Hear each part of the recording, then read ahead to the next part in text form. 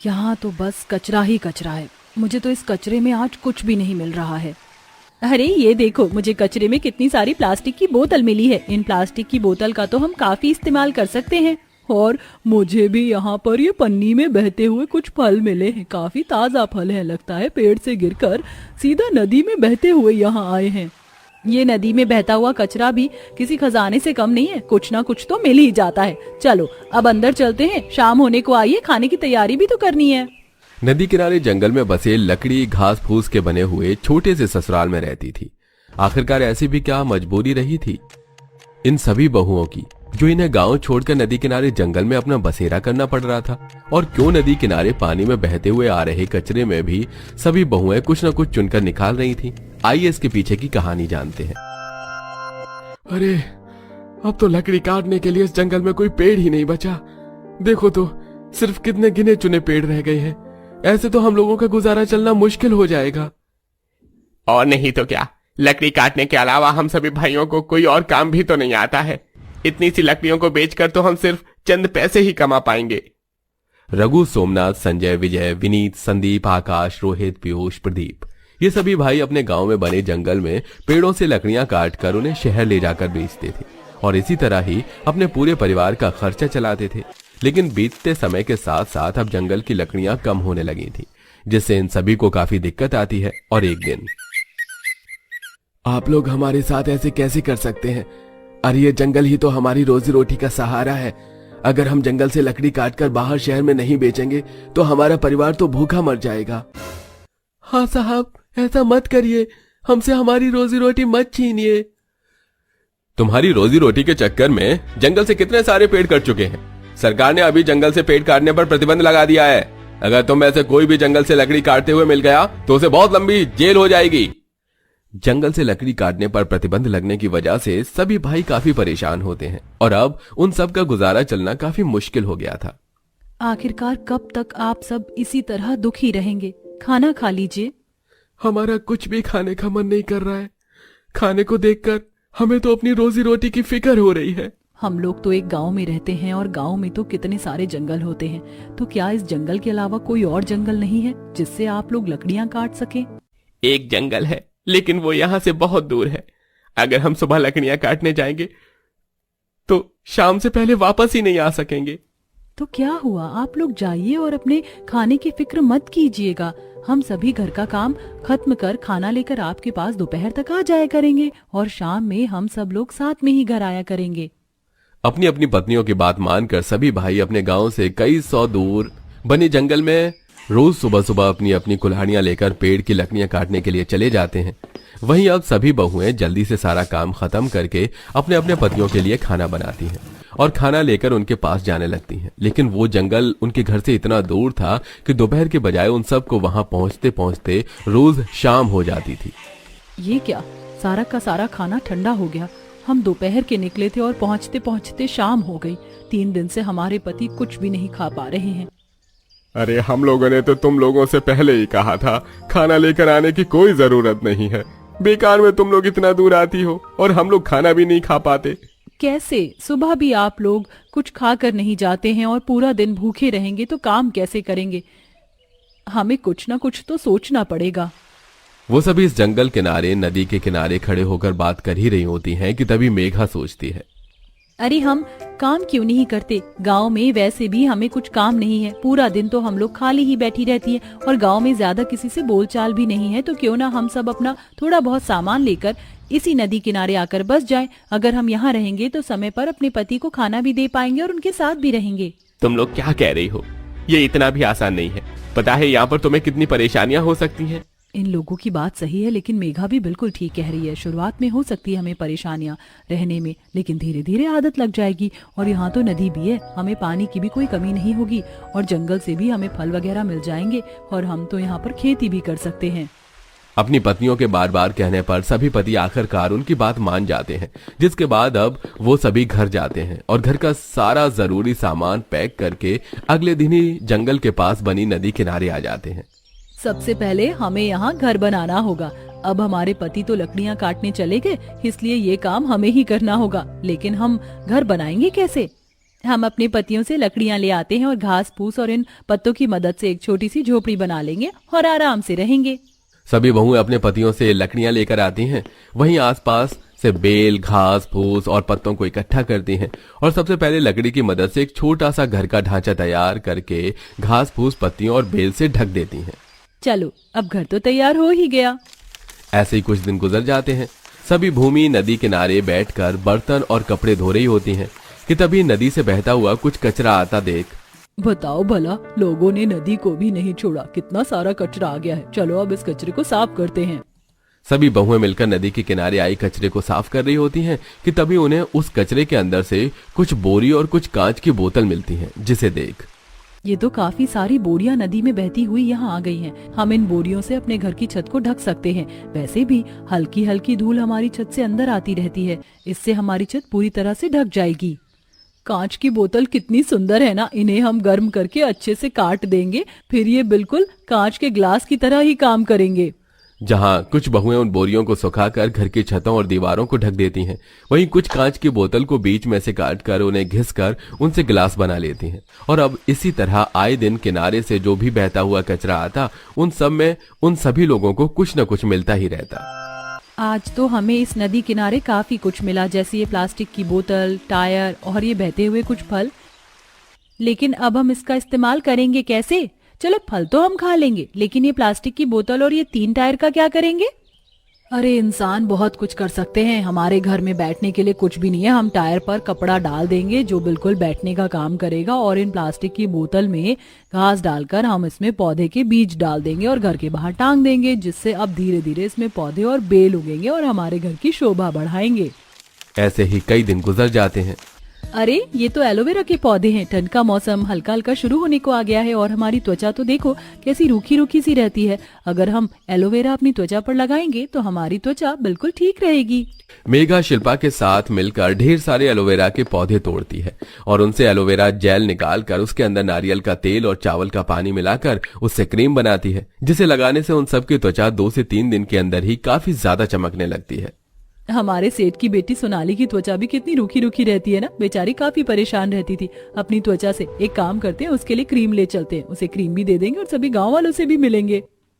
वैसे ज्यादातर हमारे गांव में किसी से जान पहचान तो थी नहीं, लेकिन जिससे थी उनकी बड़ी याद आ रही है। सभी बहुएं अपनी बनाई हुई क्रीम गांव में ले जाती हैं और अपनी सेठ की बेटी सोनाली को देती हैं, जिसे लगाने पर सोनाली को काफी अच्छा लगता है और 2 से 3 दिन में ही सोनाली की त्वचा काफी अच्छी हो जाती है, जिसके चलते सोनाली अपने घर के नौकरों को भेजकर उन सभी लोगों को एक बार फिर अपने घर बुलाती है।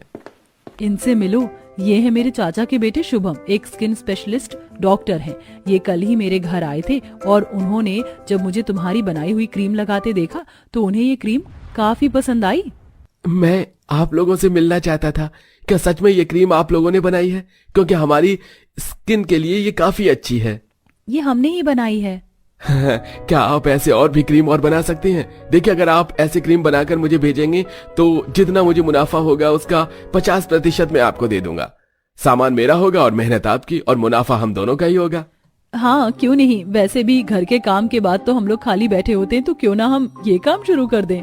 5 बहुएं ढेर सारी क्रीम बनाती हैं और उन्हें शुभम को दे देती हैं, जिसके बदले उन्हें काफी सारे पैसे मिलते हैं और अब जल्द ही उन सबकी घर की हालत भी ठीक होने लगती है और अब वो उसे नदी किनारे को छोड़कर वापस गांव में आकर अपना एक नया रोजगार शुरू करते हैं और अब पूरा परिवार एक साथ हंसी खुशी रहता है।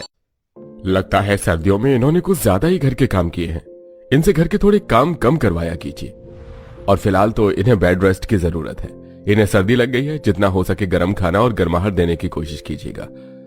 ये दवाई मैंने दे दी है। डॉक्टर इतना कहकर वहां से चले जाते हैं। वैजयंती की आंखों में आंसू होते हैं और वो गुस्से में रोते हुए अपनी बेटी को देखकर कहती है, मना किया था ना मैंने तुझे कि मत कर 10 ननंद वाले ससुराल में शादी, और करो 10 ननंद वाले ससुराल में शादी। तूने मेरी एक नहीं सुनी। आज अगर तूने मेरी बात सुनी होती तो शायद तेरे साथ ऐसा ना होता। तुझे तो अपनी ही जलानी थी ना। अपनी माँ की ऐसी बातें सुनकर बहू निहारिका रोने लगती है और उसे बहुत बुरा लगता है, लेकिन अब उसकी हालत इतनी ज्यादा खराब थी कि वो बिस्तर से उठ भी नहीं सकती थी। आखिर ऐसा भी क्या हो गया था निहारिका के साथ जो वो इस कदर बिस्तर पर बीमार पड़ी थी? ये तो अब कहानी में थोड़ा पीछे जाने के बाद ही पता चलेगा। बेटी, अभी भी तेरे पास मौका है। तू अभी भी चाहे तो अपना फैसला बदल सकती है। सोच ले, आगे कदम बढ़ाने के बाद पीछे नहीं हट पाएगी। अरे 1 नहीं, 2 नहीं, 3 नहीं, पूरी 10 ननंद वाला ससुराल है तेरा। अरे माँ, आप भी ना क्या क्या बोलते हो। देखो 10 ननंद का ससुराल है, ये तो और अच्छी बात है कि मेरी 10 ननंद होंगी। हर कोई एक एक काम करेगी तो मुझे घर में कामों के ज्यादा समय नहीं लगेगा। मैं शादी के बाद भी पढ़ाई भी करूंगी और ऑफिस भी संभालूंगी। मुझे अपना करियर बनाना है। जहाँ इतनी सारी ननंद होंगी वहाँ मेरे घर में काम करने की जरूरत ही नहीं पड़ेगी। अब मैं तुझे कैसे समझाऊं, तू तो मेरी बात ही नहीं सुनना चाहती। जैसे तू ख्वाब देख रही है, ये ख्वाब पूरे होना मुश्किल है बेटी। अब आप चुप हो जाओ माँ। मेरी ननंद आज शगुन लेकर आने ही वाली हैं। अगर उन लोगों ने ये सब सुन लिया तो उन्हें कितना बुरा लगेगा। निहारिका इतना कहती ही है कि तभी उनके घर की घंटी बजती है, जिससे निहारिका को यह समझ आ जाता है कि उसकी नंद शगुन लेकर घर आ गई है। कैसी हो मेरी होने वाली बहू, ये लो शादी से पहले का शगुन।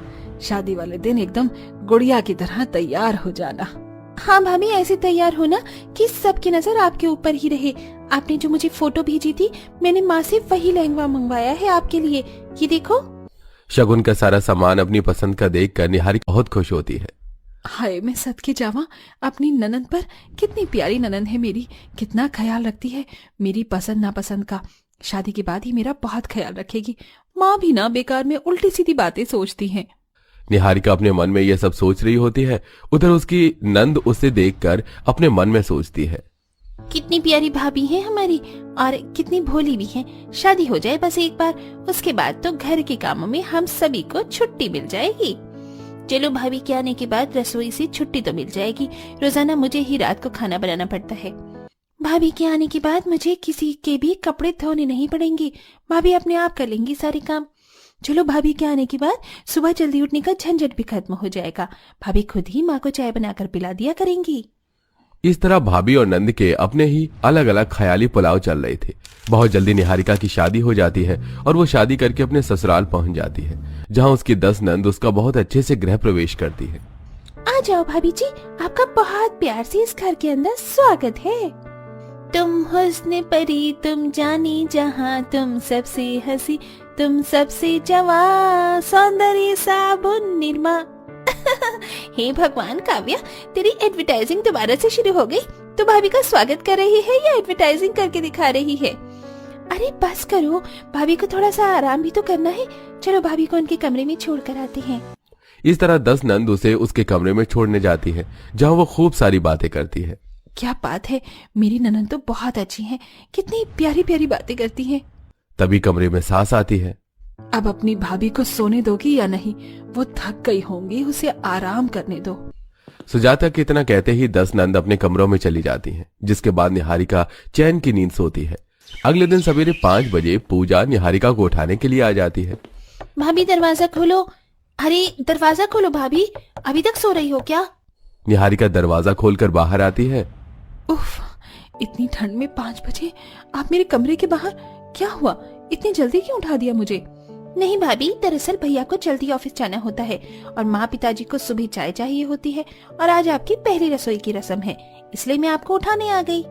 अच्छा हाँ, मैं तो भूल ही गई थी कि मेरी पहली रसोई की रस्म भी होनी है। चलो, मैं आती हूँ। सुबह का वक्त होता है और ठंड ज्यादा लगती है। निहारिका स्वेटर पहनकर रसोई में पहुंच जाती है। चलो कोई बात नहीं, आज तो मेरी पहली रसोई की रस्म है, इसलिए सभी आराम से सो रही हैं। इसके बाद तो सब मेरी मदद करवा ही देंगी। निहारिका सुबह 10 नंद के साथ अब पति, सास, ससुर सभी का नाश्ता बनाती है। जैसे जैसे नंद उठती है वो अपनी फरमाइश के हिसाब से नाश्ता बताती हैं। भाभी मेरे लिए अंडा ब्रेड बना देना। मुझे तो नाश्ते में आलू के पराठे खाने हैं, आप मेरे लिए वही बना देना। अच्छा चलो ठीक है, मैं बना देती हूँ। निहारिका को रसोई में लगे लगे बहुत देर हो जाती है। उसे इतना सारा नाश्ता बनाना पड़ता है कि वो थक भी जाती है। बहुत थकावट हो रही है। नाश्ता बनाने के बाद थोड़ा सा आराम करूंगी। घर का काम तो मेरी ननद खुद ही कर लेंगी। निहारिका सबको नाश्ता करने के बाद कमरे में आराम करने के लिए जा रही होती है। अरे भाभी कहाँ जा रही हो? बहुत सारे गंदे कपड़े पड़े हैं, पहले वो धो लो।